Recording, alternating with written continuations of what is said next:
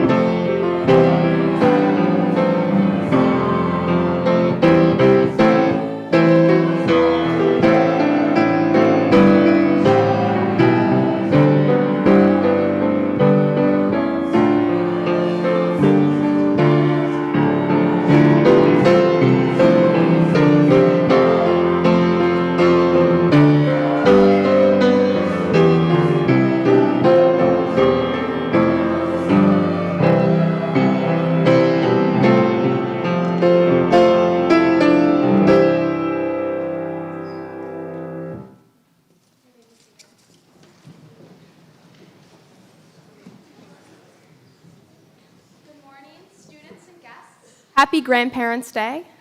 My name is Hazel Curran. I'm a senior and the Student Government Association president. Thank you all for joining us. We have planned a very special, fun day, and we're so excited for you all to get a glimpse into the SEM environment. To begin, like every day at SEM, we'll have our morning meeting. Each morning, every SEM student and faculty member gathers right here in the chapel for morning meetings. Like we just did, we sing Jerusalem, or the alma mater, though truthfully I have a bias for Jerusalem. We then have student or faculty presentations where a member or members of our community come up and share a prepared presentation. Then announcements are opened up for anyone to make, and that can range from encouragement to see the play or a pair of lost glasses. Morning meetings are a way for all of us to be reminded of the strength and uniqueness of our community each morning without fail. Today, we have a very special morning meeting planned, and I hope, like always, everyone feels the strength of our community. To start us off, I'd like to invite up our head of school, Ms. Parker.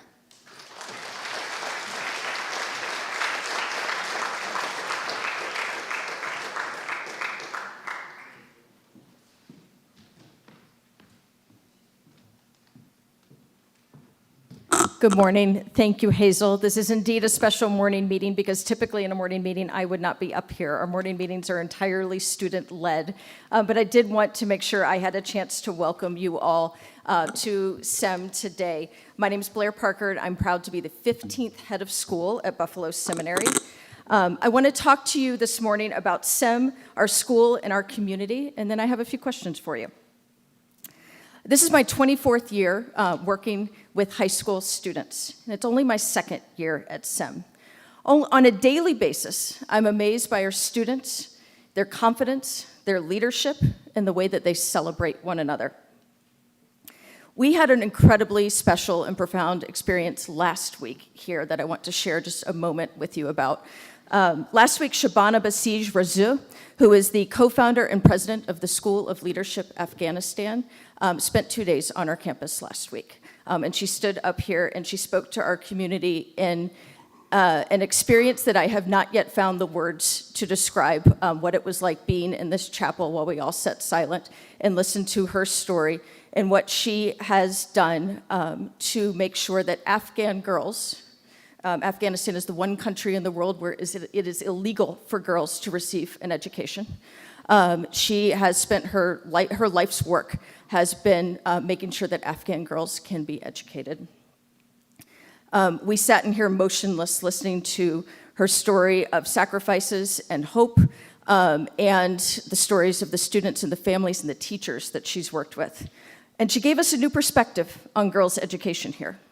If our students did not already feel that they matter, they did while they were here in her presence. New research on the psychology of mattering, understanding the human need to be significant, is something that I'm sure you all as grandparents and family members who are here with your granddaughters and students, that you understand what it means to matter and how significant that is and how it gives us hope. That's what brought you here today. At SIM, we are here to make sure our students feel that they belong and that they know that they matter. This is what I have found in my 2 years here that makes this place so incredibly special. Our teachers are here, our staff, our advisors are here. We are all here to make sure that our students know that they matter. And last week with Shabana standing up here, I think we all learned that part of what makes us matter is that we're learning, and that we're learning from each other, and we're in a community together, and how special and significant that is that we can do that. Teaching and learning are indeed what we do best here at SIM. And you're going to have the chance to experience that today. It's not going to be a typical day of classes, but we do want to make sure that you see your students' teachers in action and see what classes look like here and get to meet some amazing members of our community. There's a lot going on at SIM here too, in addition to teaching and learning. It's November, so almost all of our seniors have already submitted a number of college applications, and now we are in this lovely waiting period that happens over Thanksgiving, and our hopes and thoughts are with all of you seniors and your families while you wait on this, and we are impressed with all that you've done. You've continued to be students here while looking to what your next step is, and we're all thinking about you today and are just proud of you. Last week, we were all proud of our cast and crew of a new play, The Physics for Poets Club. I'm sure some of you had a chance to see it. This was the premiere of a play about 4 students, 4 girls who land in detention. We were the perfect place to be the premiere of this play, and it was a celebration of girls being smart and strong women in history, and it was so wonderful. I also don't have words yet to describe how amazing our play was. We do a lot of things here at SIM. We also have 16 varsity sports here at SIM. Winter sports are just beginning, and we're excited to see what's going to happen this winter. This is also the 175th anniversary of this school, and I'm sure many of you all know that. We are the oldest school in Buffalo. We're also the best school in Buffalo. If you have not been yet, while you're here, I know some of you live in town, but I know some of you also have traveled here for the holidays to be with your families. Please take some time to go over to the Buffalo History Museum. As you all know, that is the only building remaining from the 1901 Pan American Exposition, which really put Buffalo on the map. It's a significant place in Buffalo, and we are also a significant place in Buffalo, and we are very proud that our alumni have gifted the school with an exhibit of our school's history that is now at the Buffalo History Museum, and it will be there throughout the school year. So I hope you'll take a moment to go and see the 175-year history of our school there live in the museum. Our students had a chance to go there in October and meet some alums and look through the exhibit, and we're all celebrating our school's history this year. Okay, so now some questions for you. I am curious, how many of you, this was just a normal day, you were less than 20 minutes to get here today for a guest? This is questions for our guests. Okay, a lot of you. How many of you traveled more than an hour to get here today? Did anyone take an airplane to get here? Brave of you. Thank you for being here. Has anyone been here, is this anyone's 4th Grandparents and Special Friends Day at SIM? 4th or more? 4th or more? 5th? More than 5? Anyone more than 5? We got 2, 3. More than 5 times here. We're glad you're here. Welcome. Glad you keep coming back to celebrate SIM. I'm wondering of our guests, who here is a Hornet or knows you're a Hornet? Oh, our guests don't know. Students, we got to work on this. Guests, who in here is a Jacket? We have any jackets in the room? Okay, now we're starting to get it. Now we're starting to get it.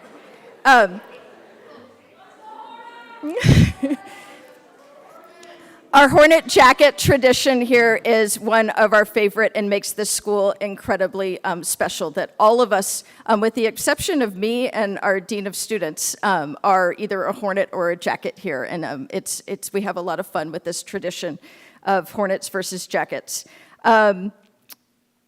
Another tradition we have here at SEM, you're going to actually see performances today that will show a lot of our traditions here at SEM. You're going to see a capstone presentation and a number of performances. But the first one you're going to hear today is a senior speech. It's an amazing tradition we have here at SEM that at some point during each school year, every single senior will stand up at this podium and give a speech of their own topic. It's usually about themselves to the entire school. That is something that every senior does, something that happens before graduation, and it's this lovely moment that usually 2 days a week during the school year, we get to hear the story of a senior.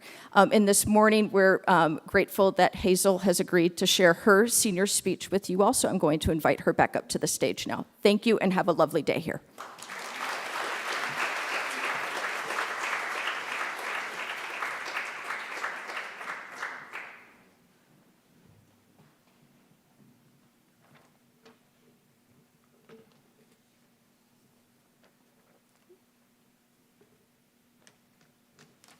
Hit it really well in here, guys. Okay. Uh-oh.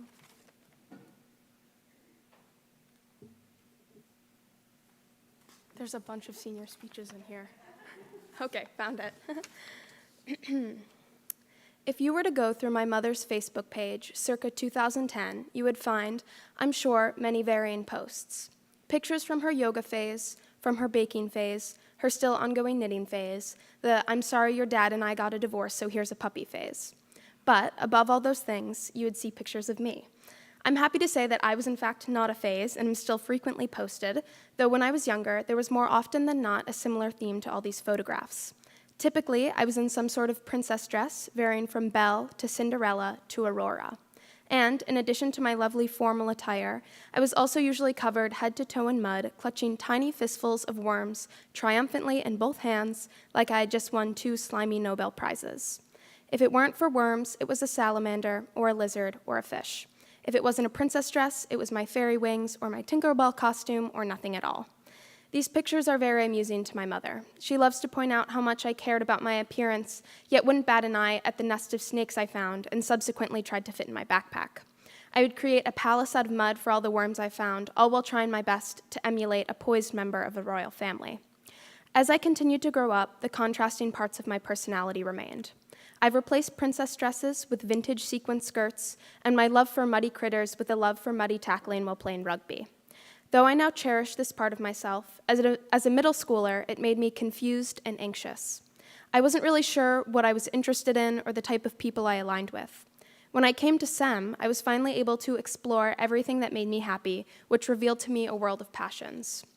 Though I was now confident in the person I wanted to be, I was still not confident in the person I was. Constantly obsessed with what other people thought of me, I was always positive that every person who glanced my way was critiquing me.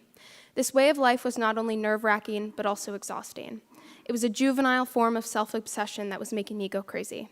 As I got older and matured, I believe that my anxiety also changed its ways. Rather than being obsessed with how I looked or how funny my joke was, I now moved on to more serious matters. Now, I was concerned with wondering if I seemed like I knew what I was talking about in a presentation, or if that essay I wrote sounded informed and seasoned, or obnoxious and unintentional. My physical insecurities had morphed into intellectual insecurities, giving me a serious case of imposter syndrome. Everything I received praise on was always just a fluke in my mind, and everything I received criticism on just proved to me how in over my head I was. If the work I produced wasn't perfect on the first try, in my head it was worthless. My mind was a cesspool of insecurity that was causing me to self-sabotage, and I knew this would eventually trickle its way down into other aspects of my life. One day, a memory popped up on my mom's Facebook page, and I saw myself, carefree, my only concern being the worm I had to sacrifice in order to catch a fish. I then realized what made me me was the fact that I had these drastically differing parts of my personality that had needed to be pieced together in order to create the person I was. I saw that my insecurity had taken a hammer to these pieces, making me question myself at every turn. I needed to find a way to take charge of my insecurity rather than trying to find a way to get rid of it in its entirety and incorporate it into who I am. So, I utilized the perfectionist mindset that had pushed me down again and again, only this time with a lens of self-empathy. Through this, my work got better and my life happier. I now allow myself to not only make mistakes, but use them to enrich my experiences and passions. I was able to take my insecurity, mold and shape it into something beneficial to me, and reemerge change for the better. Though I'll never be the little girl I was, captured on my mother's Facebook page, I try my best to carry with me the way she saw the world and her way of approaching life. I understand now, because of her, that not everyone, including myself, will fit into one category and that everything I do does not need to be flawless. I'm so grateful for what I can learn from myself and how she's helped me transition from child to adult. I hope that as I continue to grow older, I not only carry with me my younger self, but the person I am in this moment.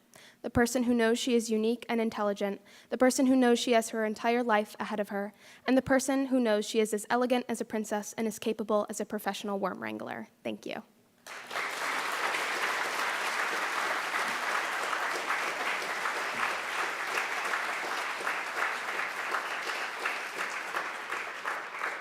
Thank you all for listening. I'd like to now invite up the Glee Club for a few performances.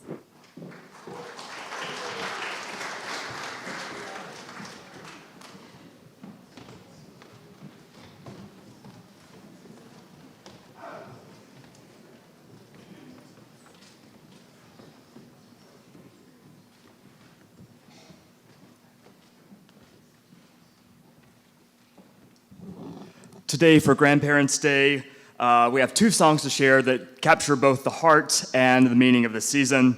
Our first is a playful mix of A Marshmallow World with Candyman. It's light, nostalgic, and a lot sugary. Perfect timing, I think, as we get ready for the snowstorm that's coming on Thursday. So grandparents, you may be here for a while to hunker down. And the second is a song called New Day, a bright and hopeful reminder that each day brings a chance for a fresh start.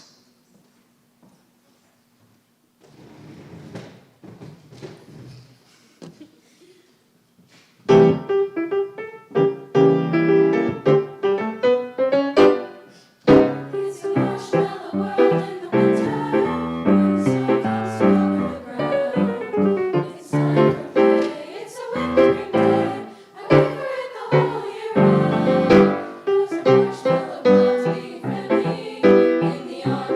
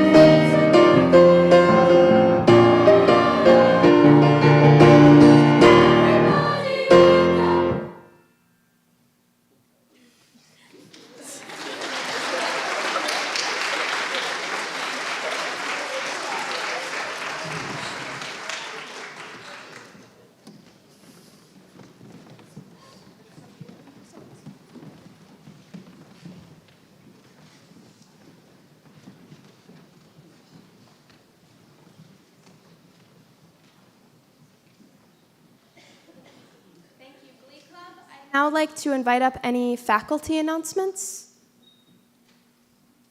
No? Any student announcements? Thank you, Ellie. Hi, everyone. So this is just your reminder to please bring in things for our warmth tree over break. If you find yourself having some downtime, that's a great time to go through your old winter stuff or maybe do a little shopping. It's all for a great cause. Even just like a hat or anything helps. So thank you.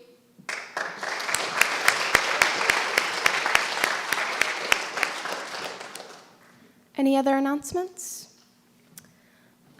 Now I'd like to introduce one of the seniors. Oh, I was all the way back there, but okay. So, Music Collective, if you're here, we didn't have a meeting yesterday because there was literally nobody here because everybody went away on vacation. I need you guys to look out an email because I'm gonna be telling you who's playing and what song and everything. And then after the break, we're gonna start rehearsal. So I just need you to be aware of that email. And that's all. Thank you.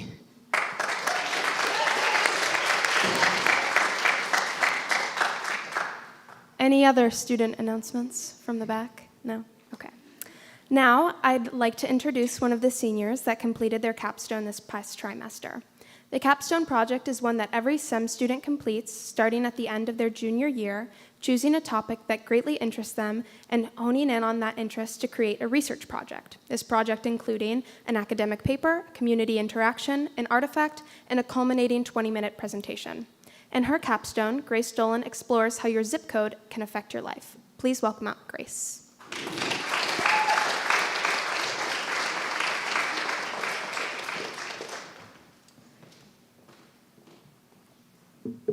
Good morning.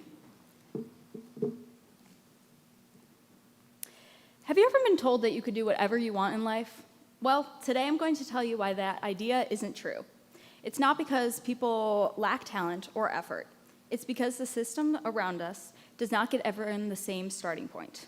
Where we are born shapes the opportunity that is available to you, long before you even know you're competing. A child born in Charlotte, North Carolina, has only a 4.4% chance of reaching the top income bracket. However, in San Jose, California, it's 12.9%. What makes the difference? Their zip code. This isn't just a shocking statistic. It's a story about opportunity, access, and how deeply our surroundings shape our lives. So what makes one zip code different from another? Much of this inequality stems from policy and geography, rather than individual effort or talent. To understand why, today we'll look at how housing policies influence opportunity, how education funding creates and sustains inequality, and how research-backed solutions can help close these gaps. Let's start with housing, the foundation for opportunity. Redlining began in the 1930s when the Homeowners Loan Corporation created color-coded maps that rated neighborhoods by credit risk. And then they refused to lend in the areas that were marked as high risk, making it almost impossible for families to buy homes and build wealth in these areas. Even though redlining was outlawed in 1968, its effects still shape neighborhoods today. Historically, redlined areas continue to have lower property values, poorer schools, and fewer opportunities overall. So how do we know this isn't just historical? To answer this question, we need to look at current data. Researchers used these HOLC maps and compared them to modern data. Children raised in the D-rated redlined neighborhoods earned 16% less than those from nearby A or B areas, and were also 1.9% less likely to make it to the top fifth of income earners. Looking at these maps, we can see that the redlined areas line up almost perfectly with today's high poverty neighborhoods and low income households. But discrimination didn't stop there. It became subtler with zoning laws. Single family zoning limits land so that only one detached home can be built per lot, banning apartment or duplexes. While this may not sound like it would have major impacts on the areas, this type of zoning takes out affordable housing that is available for those who cannot afford single-family homes. These single-family zoned neighborhoods also tend to have higher median incomes, higher college graduation rates, and greater property values overall. And that brings us to the next piece, education, where the effects of geography continue to become clear. Public schools are funded by a mix of state funding, which accounts for 45%, federal funding, which accounts for 13%, and then local funding, which accounts for 43%. So here's where geography matters. About 36% of K through 12 funding comes from property taxes. So wealthier areas raise far more money for their schools. In economic downturns, schools that depend on unstable state funding are hit even harder. This leads students in affluent neighborhoods to get better resources and opportunities, while those in nearby low-income areas often lack basic necessities, creating an achievement gap that mirrors this wealth gap. We can see this gap in academic performance. Schools with many students on free or reduced lunch, which is a common measure of poverty in schools, score lower on average. Students receiving free or reduced priced lunch score about 0.03 standard deviations lower in English and 0.024 lower in math. The differences are small individually, but across many students, they add up, contributing to a larger learning gap over time. With all that being said, what happens if we move students to higher opportunity neighborhoods? The Moving to Opportunity study, conducted by the U.S. Department of Housing and Urban Development, analyzed the benefits of children around the age of 8 moving from high poverty housing to low poverty areas on a long-term outcomes. Children who moved earned about $300,000 more over their lifetime, graduated college at higher rates, and even had better physical and mental health overall. This study proves that location has a major impact on life outcomes, and that early intervention matters when it comes to a child's life trajectory. So can everyone achieve whatever they want? Not yet. But with smart policy changes, we can get closer. My research and the artifact I created, which is a policy proposal, focuses on 3 pillars: housing mobility and reinvestment, education financing reform, and proven school models. So let's start with the first pillar, helping families access opportunity through housing. Our first solution is targeted housing mobility support, which is designed to help families move into higher opportunity neighborhoods. This program has 3 main parts: mobility counseling. Families can receive guidance on choosing and transitioning to neighborhoods with better schools, safer streets, and more opportunities. Financial assistance, supporting with down payments, credit improvement, and relocation costs to make the move more affordable. And long-term integration support, with ongoing resources to help families adjust socially and educationally to the new neighborhoods. This approach builds on the proven success of the Moving to Opportunity program, showing that when families gain access to better neighborhoods, it can improve outcomes for generations. Another solution is redistributing zoning permissions, which would spread opportunity by allowing more diverse housing, like apartments and townhouses, in more neighborhoods, giving more families access to the better resourced communities. A Massachusetts Chapter 40R and 40S show how this can work. They implemented smart growth zoning, which requires certain density and affordability standards, and also offers incentives to support planning and implementation.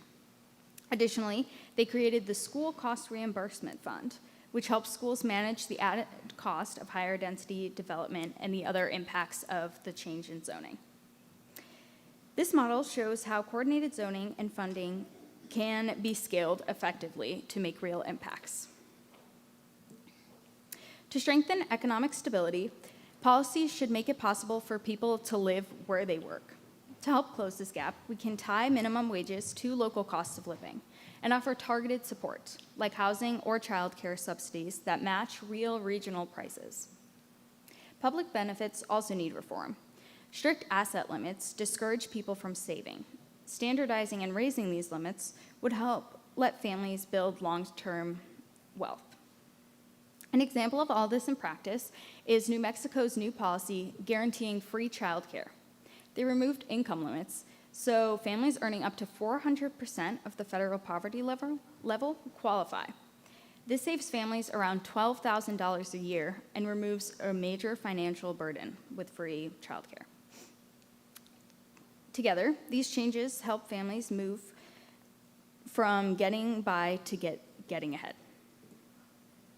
Place-based incentive programs aim to support communities by bringing together residents, organizations, and local governments to address shared challenges in that community. For my community interaction, I volunteered with the Rural Outreach Center, which works to help break the cycle of rural poverty in New York by offering counseling, housing and job resources, and other essential supplies. But these programs don't always work as intended. Sometimes investors benefit more than the residents. Investment areas should be selected using current data rather than outdated poverty metrics. Just as housing shapes opportunity, school funding also plays a major role. School funding in the US depends heavily on local property wealth, so students in wealthier districts often have far more resources than those in lower income areas. Economist Martin Feldstein suggested reducing this link by redistributing state aid and updating funding formulas to share resources more evenly. States would need funding formulas that consider both student need and local costs, ensuring higher need districts receive proportionate support. Strengthening equity also requires improved property tax systems, strong rainy day funds, and additional federal support for low-income states and districts, especially during economic downturns. Another solution is proven school models. Charter schools are more flexible than traditional public schools and often use innovative models, such as the no excuses policy, that has extended learning time, more structured routines, tutoring, and data-driven instruction. This model has raised Regents scores by 3 points and increased diploma attainment by 7%, while also reducing the achievement gap. This program does have some criticism for high student stress and limited creativity, so future efforts could fund high-performing charters while bringing effective practices like tutoring and extra learning time into traditional schools without the rigid structure of this current model. The data and examples throughout this presentation point to a clear truth. Inequality is deeply tied to geography. The neighborhood a child grows up in continues to shape education, health, and income outcomes in ways that shouldn't be acceptable. But research also shows that targeted, well-designed interventions can change these outcomes. Housing reforms, equitable education funding, and expanding access to opportunity can break the cycle of place-based disadvantage. The path forward depends on a commitment to address these issues together, treating them as interconnected pieces of the same problem. With real changes, everyone can have the opportunity to achieve whatever they want, no matter their zip code. Thank you.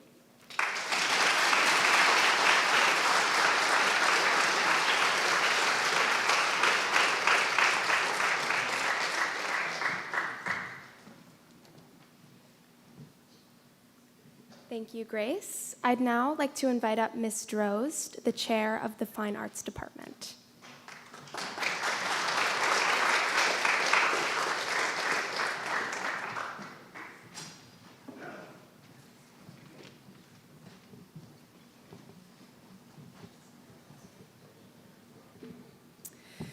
Good morrow and well met. My name is Susan Drozd, and today I'm happy to share with you a performance that has been prepared for you by my Intro to Acting Shakespeare class. To get us started, a little background information. Exactly 1 month ago was the Feast of St. Crispin, a feast day I know only because of William Shakespeare. October 25th was the feast day of early Christian martyr St. Crispin and his twin brother, St. Crispinian. Originally from Rome, the twins were shoemakers who fled to Gaul. They preached by day and made shoes by night.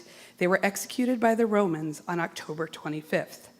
They are patron saints of tanners, shoemakers, saddlers, and glove makers.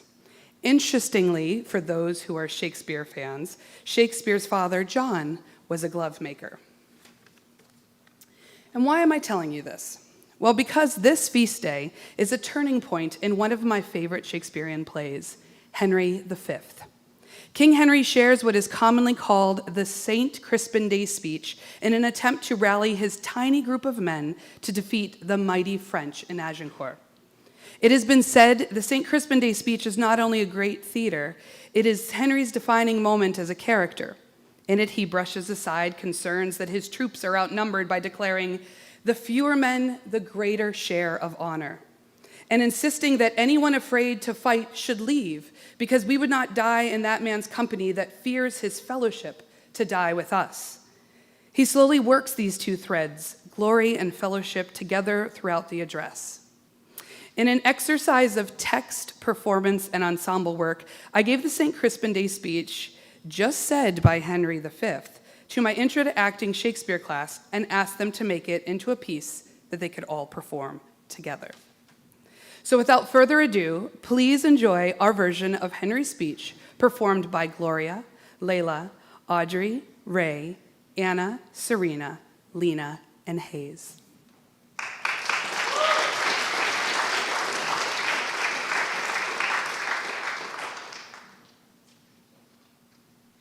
Let's sing the Wisha song. My cousin Westmoreland? No, my fair cousin. If we are marked to die, we are now to do our country's laws. But if to live the fewer men, the greater share of honor. God's will. I pray thee, wish not one man more. By Jove, I'm not covetous for gold, nor care I who doth feed upon my cost. It yearns me not if men my garments wear, such outward things dwell not in my desires. But if it be a sin to covet honor, I'm the most offending soul alive. No faith, my cause, wish not a man from England. God's peace. I would not lose over in honor, as one man more, methinks, would share from me for the best hope I have. Oh, do not wish one more, rather proclaim it, Westmoreland, through my host, that he which hath no stomach to this fight. Let him depart. His passport shall be made, and crowns for convoy put into his purse. Who would not die in that man's company, that fears his fellowship to die with us?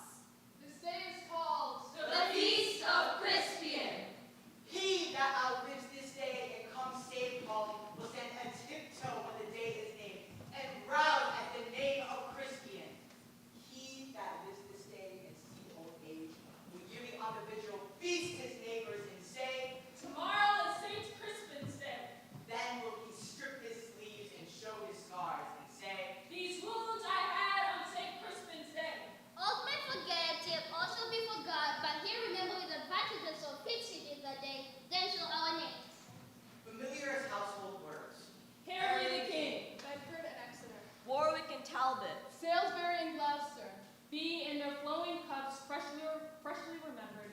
This story shall the good man teach his son. And Crispin Crispian shall never go by. From this day to the ending of the world, but we in it shall be remembered. We few. We few. We few. We happy few. We band of brothers. For he today that sheds his blood with me, Shall be my brother. Be he never so fine, this day shall gentle his condition, and gentlemen of England now abed shall think themselves accursed and around here. and hold their mantles stiff while any speaks. That all the gods upon St. Crispin's Day.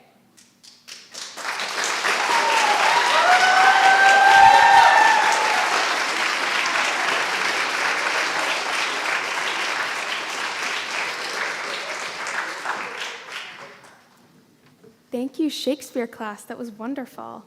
Now, I'd like to invite up the French Club for a Bouche de Noël presentation.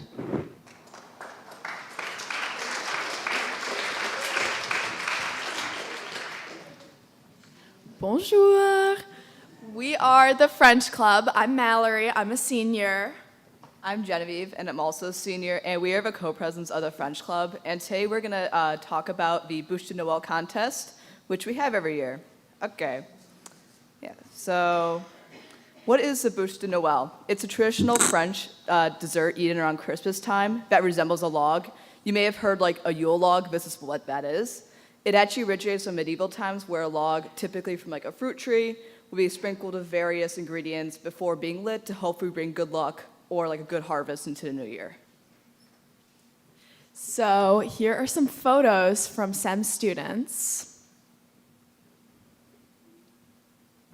So, when is the contest? It's on Hanging of the Greens, December 5th, and there will be a Bûche de Noël tasting contest during Hanging of the Greens. Anyone can participate. Each bûche will be judged based off of taste and look. There will be prizes for the best looking bûche de Noël and the best tasting one. And remember, the more bûche that you make, the more we can eat. Okay, so how can you participate? So there will be a sign-up sheet outside Madame Fisher's room on the first floor. Anyone can join. You can join either alone or with a partner. And if you need any recipes, you can see Madame about it. She'll give you any recipes. So just some other important information.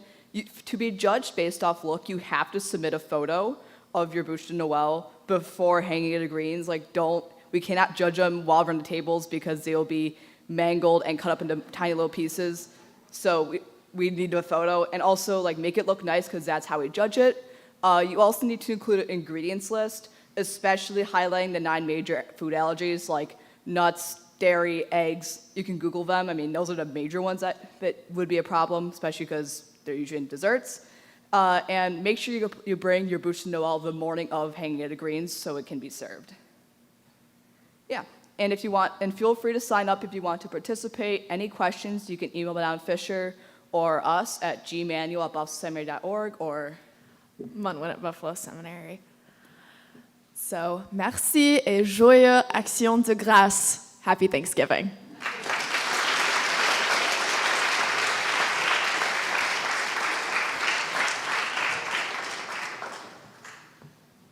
All right. Thank you, French Club. Now, I'd like to show you one of our most loved morning meeting events, Map Mondays. Map Mondays are short, informative videos created to encourage students to know more about the world outside of the United States. History teacher Ms. Miller edits and creates the scripts, while students do the voiceover.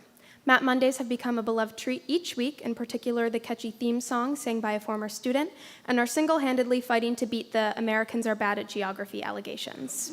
Today, or Map Monday, or rather Map Tuesday today, is Panama. Please enjoy. Grab your backpacks, we're on a quest to explore the world. We'll do our best. Learning is our forte, so don't mind me if I say, from ancient kingdoms to modern streets, we'll unravel mysteries, take a seat. Learning is our forte, so don't mind me when I say, Map Mondays, every Monday. Map Mondays, every Monday. Map Mondays. Panama, officially the Republic of Panama, is located at the southern end of Central America and borders South America. It is bordered by Costa Rica to the west, Colombia to the southeast, the Caribbean Sea to the north, and the Pacific Ocean to the south. The landmass is an area of 29,157 square miles, making it slightly smaller than the U.S. state of South Carolina. Nearly half of the country's population lives in Panama City, its capital and largest city. This is the only capital with a rainforest in it. Panama's official language is Spanish, spoken by the vast majority of its 4 million people. Panama is the only place in the world where you can see the sun rise on the Pacific and sets on the Atlantic. And its highest peak is Baru, an inactive volcano reaching 11,401 feet. It has more bird species than the entire continental United States, and its national bird is the harpy eagle. The country's biodiversity is large.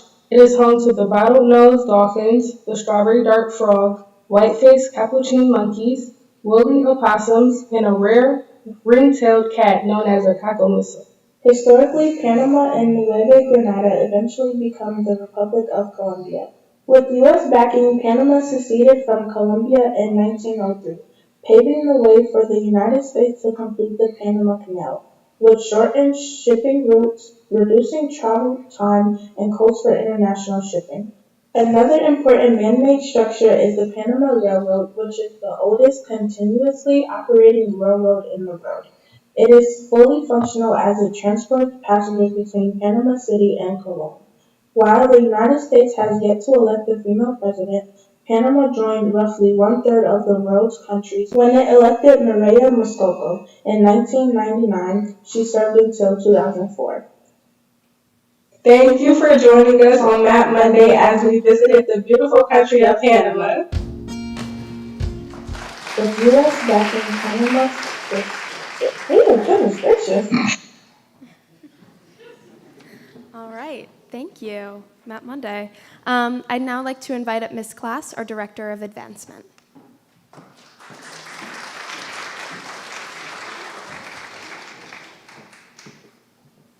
Good morning, everyone. It's such a joy to see the chapel so full today with so much family.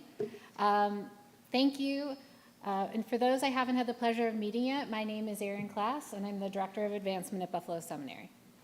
I also have the special distinction of being a Buffalo Seminary alumna from the class of 2001. This building, the energy of our students, are as much a part of my story as they are becoming part of your granddaughters. Having had the chance to experience them as a student and now working to help secure its future gives me a deep appreciation for mornings like this. On behalf of the entire school, thank you. Thank you for making the time to be here today, and more importantly, thank you for being the foundation of support for these incredible young women. The greatest gift a student receives here is not just an education, but an experience. You've seen it today in the energy of morning meeting, and you'll see it soon in the classroom rotations. SEM teaches girls not just what to think, but how to lead. The engaging teachers, our beautiful campus, the arts program, all of this is powered by a community that believes in all girls' education. As grandparents and special guests, you already contribute so much to the lives of our students. You're cheering them on, offering wisdom, and providing inspiration. I simply want to extend an invitation for you to join us in another meaningful way by helping ensure this exceptional experience continues and grows for generations to come. Every program, every scholarship, and every opportunity you see today is made possible by the generosity of our community. Alumni, parents, and yes, our wonderful grandparents. If you feel inspired by what you see today, I invite you to partner with us. Your financial support at any level is an investment in the future leaders sitting right beside you this morning. So thank you again for sharing this special morning meeting with us. We're so grateful for all you do for our families and for SEM. And I'll be right at the end of the gallery if anyone's interested. Thank you.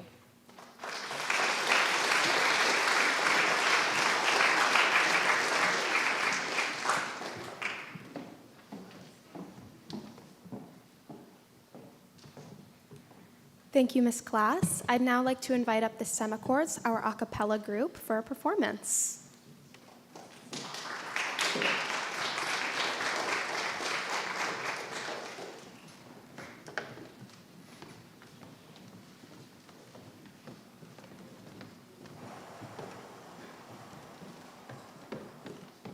Hi, good morning, everyone. We are the Semicores, SEM's very own a cappella group, and we are so excited to sing for you today. We're 12, and we are people between freshmen all the way till seniors. They're an amazing group of singers. I'm so excited. This is our first performance, and we are going to sing a song called Always Joni, which is a tribute to Joni Mitchell. So if you hear a few Joni Mitchell song titles in there, I hope you do, and I hope you have fun.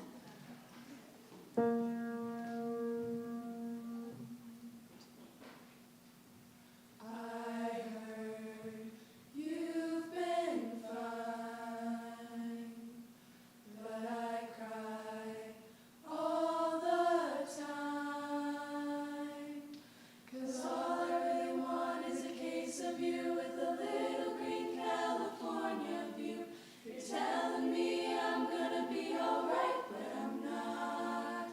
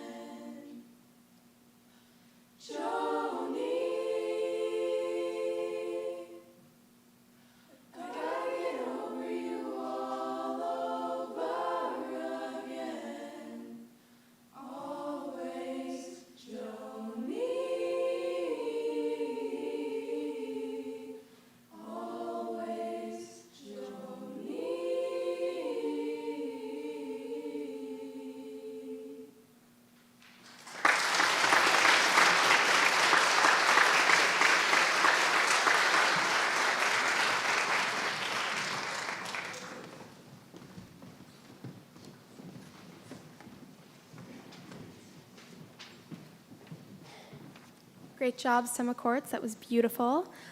So that concludes our morning meeting. Thank you all for listening and for joining me in this extra special morning meeting.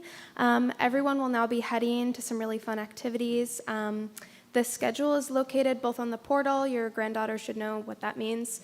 And they're also posted around the school, so you can just look at those.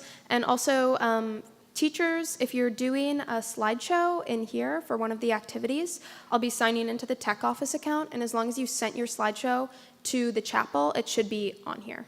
Thank you. Have fun.